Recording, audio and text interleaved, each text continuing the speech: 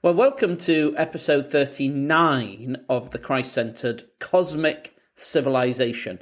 And we're continuing to think about the postmodern threat to the scientific method and the way in which personal experience, personal opinion, lived experience can trump scientific facts in so much of the modern world. And that is not just a culture war issue. It's to do with the way in which there is not a belief in the objective reality of truth, or that we can approximate to that objective account of truth. That all of that is seen as being completely socially constructed, completely vulnerable, or not, well, I was going to say vulnerable to interests of power and money, but I think the word vulnerable isn't enough there. It's produced by interests of money and power. And so whoever has the power is able to determine the truth. So we're at that sort of a place, but how? Not everybody, of course, but that is the threat, particularly in academic institutions. And where did that come from? And we've already suggested that only a refounding of ourselves on Christ and his divine empire can fix it. But how has this happened?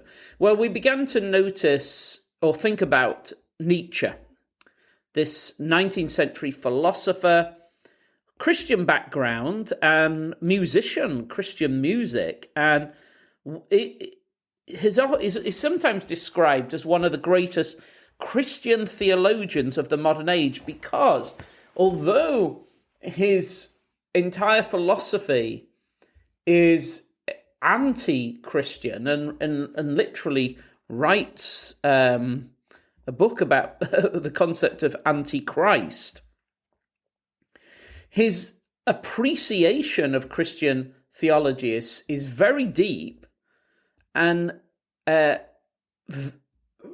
he has, in his opposition to Christ and a Christian civilization, he shows how deeply he understands it and where the really deep issues are. So he noted how Hassan Isaba, who was the founder of the Hashashim, that's the Islamic sect of assassins. Now, Nietzsche noticed that this guy, with his final breath, said that there is no truth and everything is permitted. No truth, everything is permitted. And Nietzsche rejoiced in this slogan and knew that it was the inevitable reality of a godless universe. So let me give a quotation from his book on the genealogy of morals. That title is itself so important. He wrote a book called On the Genealogy of Morals, meaning that morals are not an objective reality, but morality has a genealogy. You can find out where morals came from, the family tree. And all moral systems have a family tree. And then you can look back in human history and culture to account for morality, and that's all it is.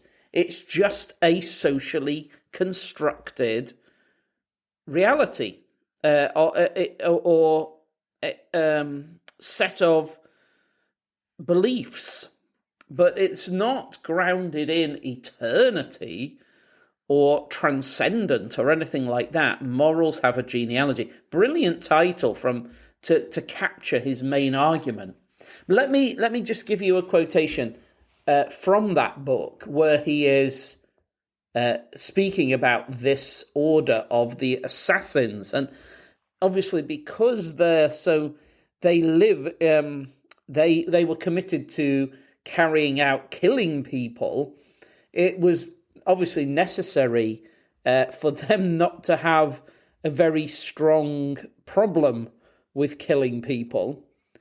But anyway, this is what Nietzsche says.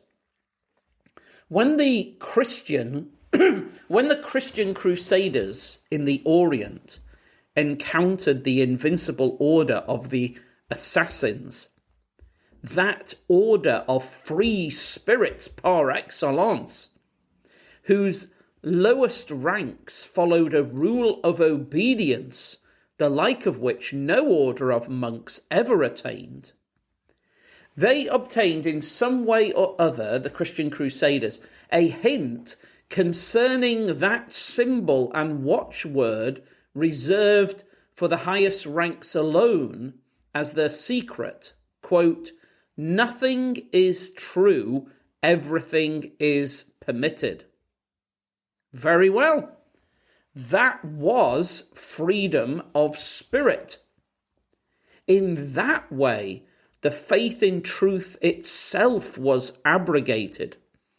Has any European, any Christian free spirit ever strayed into this proposition and into its labyrinthine consequences? Has one of them ever known the minotaur of this cave from experience? I doubt it. There we go. That's Nietzsche.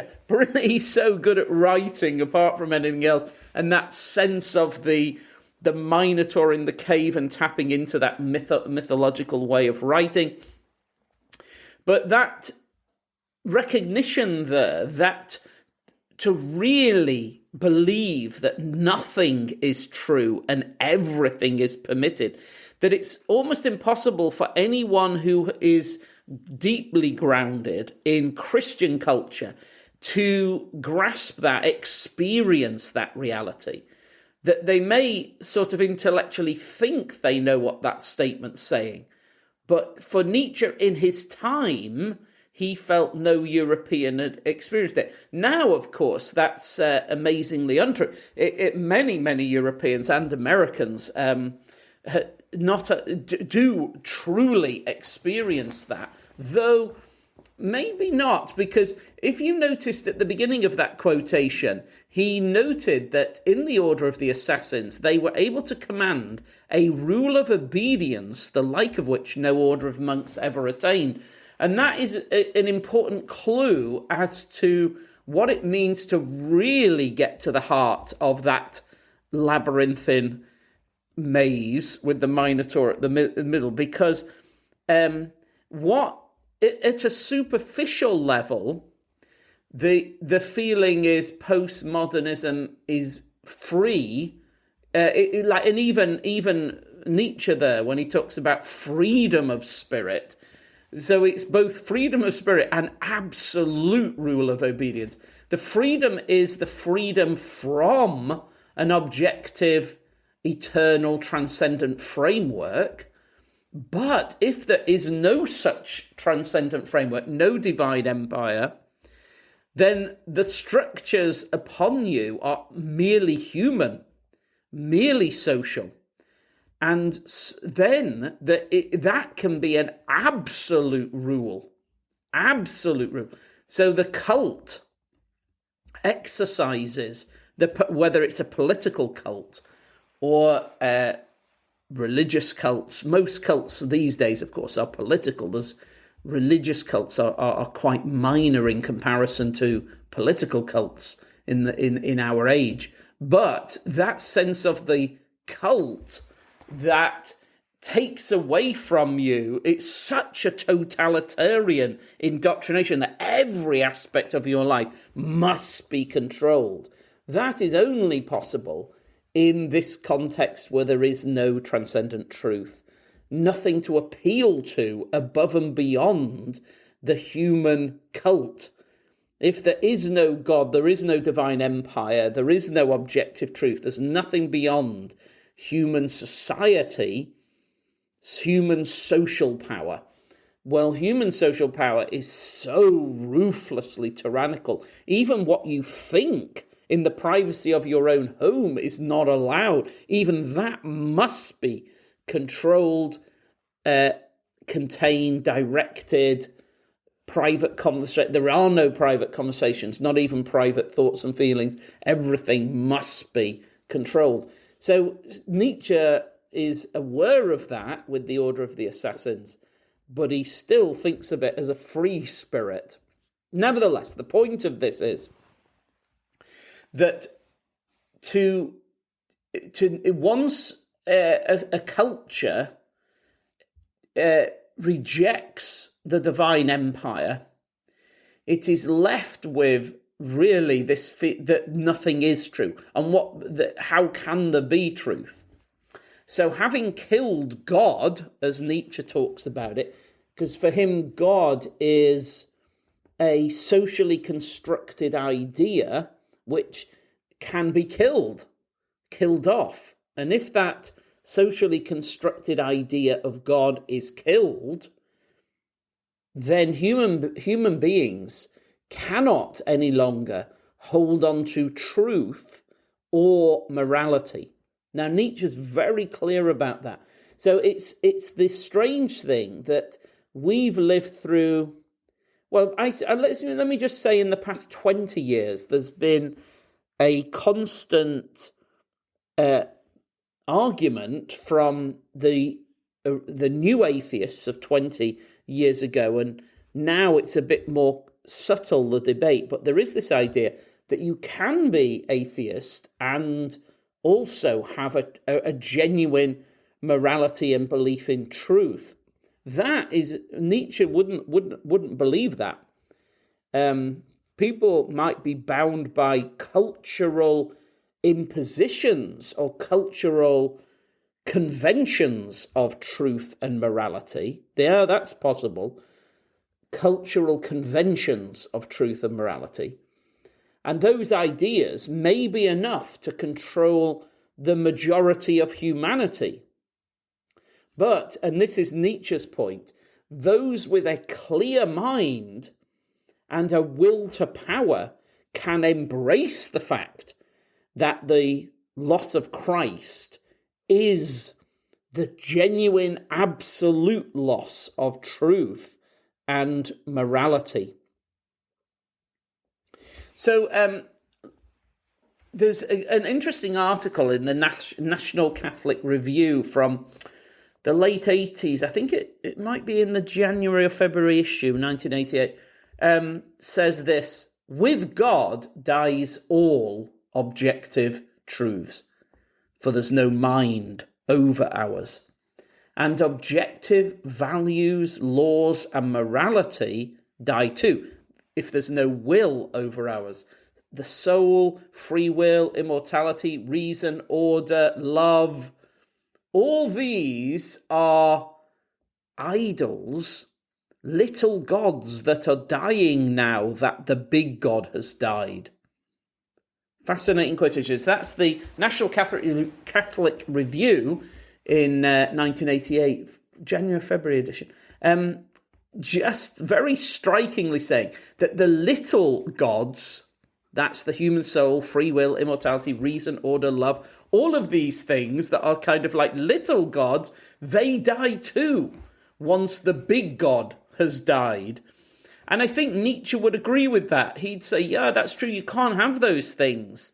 They all are sustained by Christ, by the cosmic empire. So here, let me give another quotation from Nietzsche. This is from his book, Twilight of the Idols. And that's important, that title again. The idols that must go, the twilight of the idols. And in this book, he ridicules the English idea that we can have morality without Christ. Here it is, the quotation. When one gives up the Christian faith, one pulls the right to Christian morality out from under one's feet. This morality is by no means self-evident.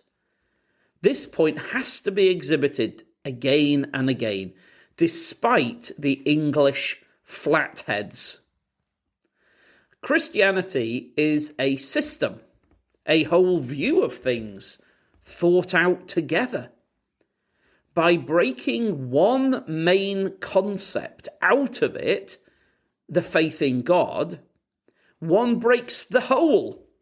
Nothing necessary remains in one's hands. Christianity presupposes that man does not know, cannot know what is good for him, what is evil. He believes in God, who alone knows it. Christian morality is a command. Its origin is transcendent. It is beyond all criticism, all right to criticism. It has truth only if God is the truth. It stands and falls with faith in God. When the English actually believe that they know intuitively what is good and evil, when they therefore suppose that they no longer require Christianity as the guarantee of morality, we merely witness the effects of the dominion of the Christian value judgment and an expression of the strength and depth of this dominion, such that the origin of English morality has been forgotten, such that the very conditional character of its right to existence is no longer felt. For the English, morality is not yet a problem. Now, I've quoted that at length from Nietzsche because it's just so brilliant. Like, as he says, English, and we might now still say the Western world in general, but it's less true now than it was for Nietzsche 100 years ago. But now that there is that feeling like, well, it's obvious what's good and evil. Now you meet people who know it isn't obvious. They're more like Nietzsche, many more people like that. But there is still this kind of background feeling that we can figure it out, good and evil. Whereas, as Nietzsche says, within that way of thinking, you can't have Christian civilization. You cannot have that Christian morality with its love and compassion and what Nietzsche calls pity, and he hates pity, but he can't have all that, and that kind of celebration of those who are weak and suffering and the underdog and all that. That which is so pivotal for so much of the modern mind. In fact, it's almost become a kind of quite a toxic thing as well, once it is detached from Christian morality. But even any of that idea that weakness can be strength and love, compassion, all that stuff, none of that is possible once you have rejected Christ, once you are in rebellion against the divine empire. So Nietzsche's clear on it. And he knows the consequences for that, and not just in morality, though he picks on that in these books. But it really hits, as we're thinking in this series at the moment, around the concept of science.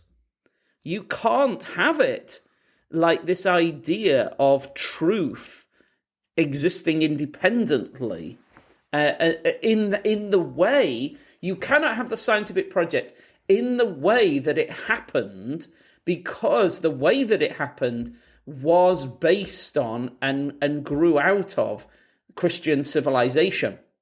So it might be possible to have something different to that, a different kind of science and technology, like something more like the Romans had, or the Egyptians had, or the Indians had, or Hindu civilizations had.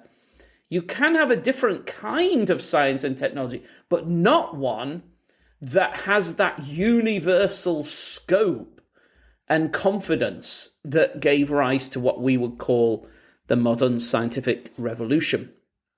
So the postmodern world recognizes that without God, there is no foundation for truth, and that human beings have nothing more than their own perspectives that grow out of their own cultures and traditions. So then science can be seen as a culturally generated way of dealing with the world, a community-controlled project that is linguistically conditioned also, so meaning that the words that are used to try to articulate the truth of the universe obviously are not actually communicating the truth of the universe, but are, because they're just human words, and human words are culturally bound. Let me just, as a footnote on the way through, we are going to have to do a big series in this podcast about language. I am sort of tempted to do it. I think we might do a series on the Lord's Prayer after this, and then I think let's do language, because this is so fundamental, the issues of language.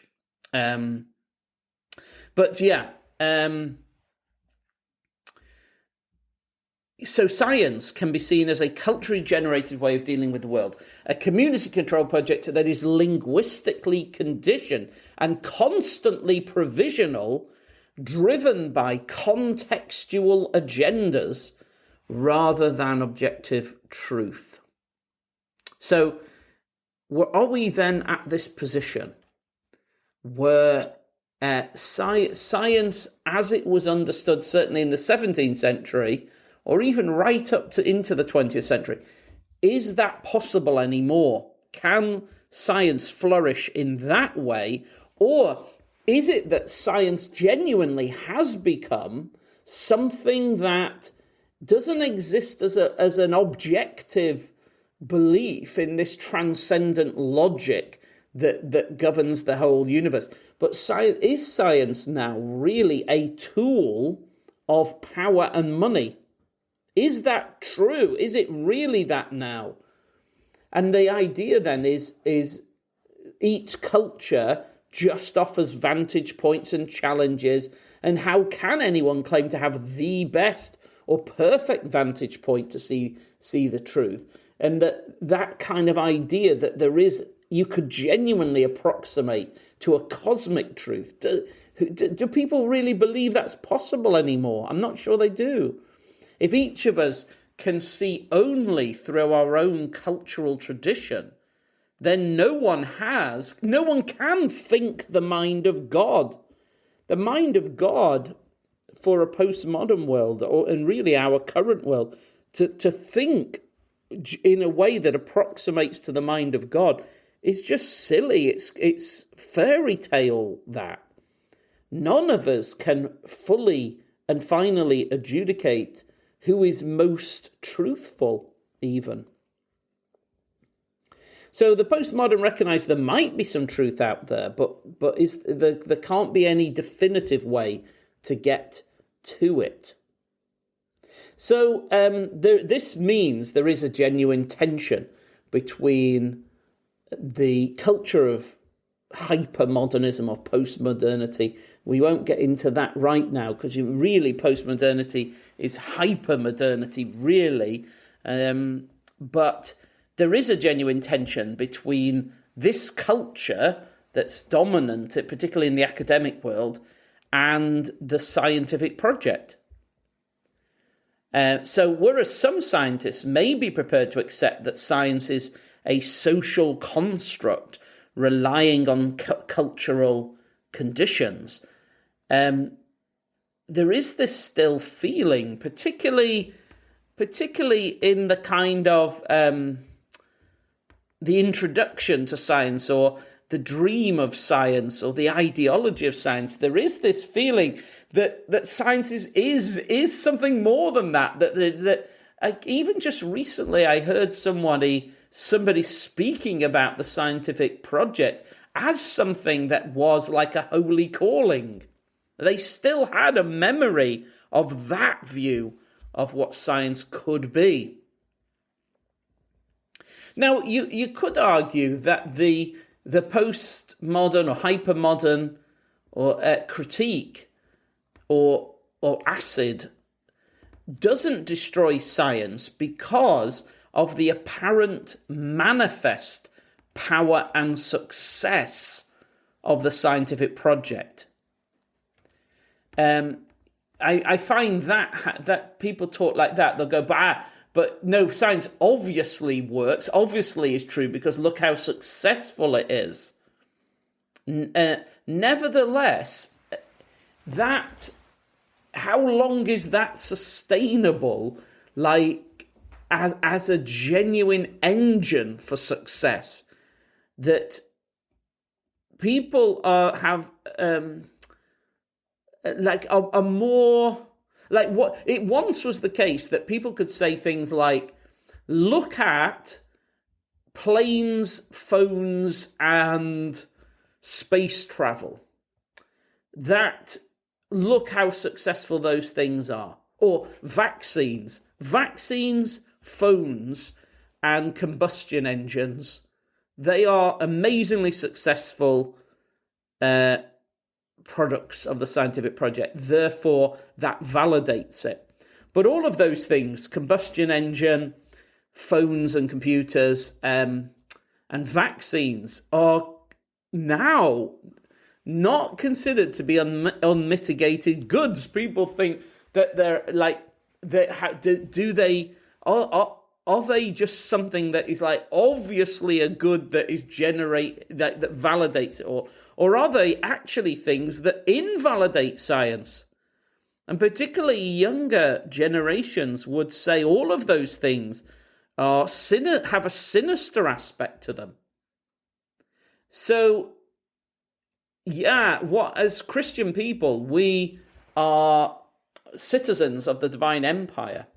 And we are very aware that all human efforts and thinking outside of Christ is so very provisional. Even within the divine empire, we're aware of our fallenness and so on.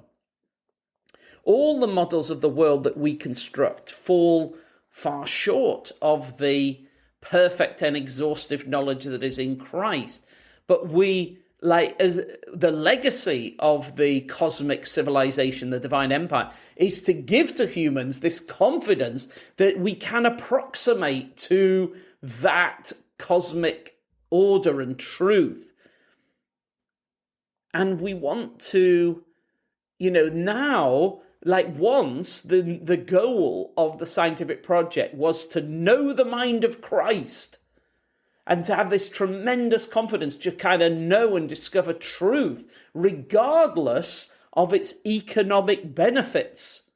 Like the economic benefit of figuring out the things that people were obsessed with in the 17th and 18th century.